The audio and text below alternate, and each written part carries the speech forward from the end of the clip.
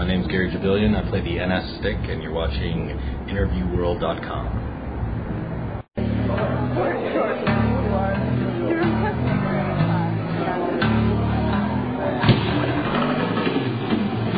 I was interested in purchasing a stick somehow. I just got the computer back in 2000, and so I was on the internet, and I said I got to check out to see if I can get a stick, because I didn't even know the NS existed yet. And I had only seen a stick in person once at a music store, at a record store actually. It was laying on the counter, and then I was really into Tony Levin and Gordy Knott, Sean Malone's band, and I said I got to do this, because it was about 12 years on and off I was tapping on the bass, and I said this instrument's made for tapping. So I checked online and saw stick.com, and then saw this new instrument on their homepage, the NS stick, and it was 8 strings, and it was like geared more towards bassists. So it didn't take too long to convince myself that's the one I need, because I could play it. I already played bass for years, and the tunings I would be more familiar with. So that's I put my order in and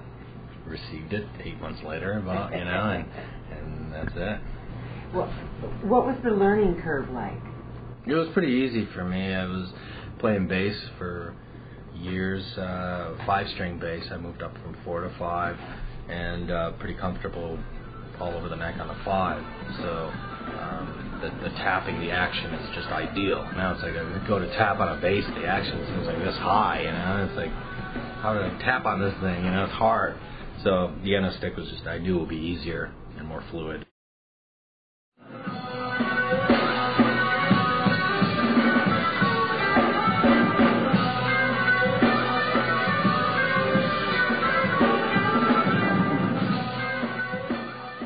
Do you find yourself in the role of sort of a stick ambassador these days? There's people that contact me online for advice. What should they get and what did I do?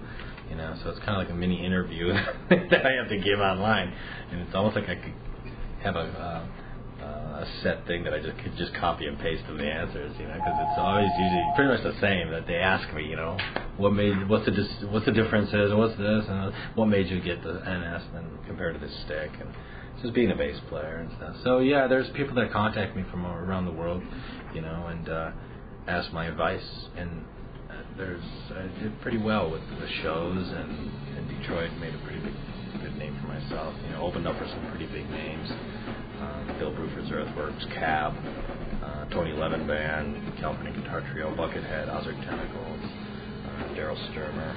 Yeah, we were looking at some of the Buckethead on YouTube. Yeah, the video clips. That was a great show. that people writing to his message board asking, who's that crazy guy playing that thing? What's his name? And even that was in the theater that was in my local town. I had a house in Ferndale, just north of Detroit, and the theater's in Ferndale.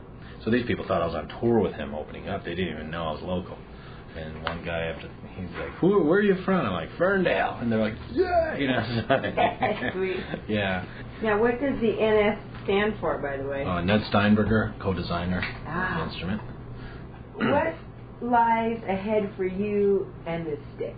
As soon as we finished my second CD, which has taken forever, but I have an incredible drummer out here now who is totally on the same page with what I want to do musically, and he's all for it. So as soon as that's finished, we could plan going out for a week or so back to Detroit, all the other places and the bands we played with, and Akron, Ohio, co-conspirators out there, and just that whole area that I played, South Bend, Indiana, hopefully maybe Chicago, Detroit area, a couple places for sure. Well, we want to thank you, Gary, for being on Innerviewworld.com. Oh, thanks a lot.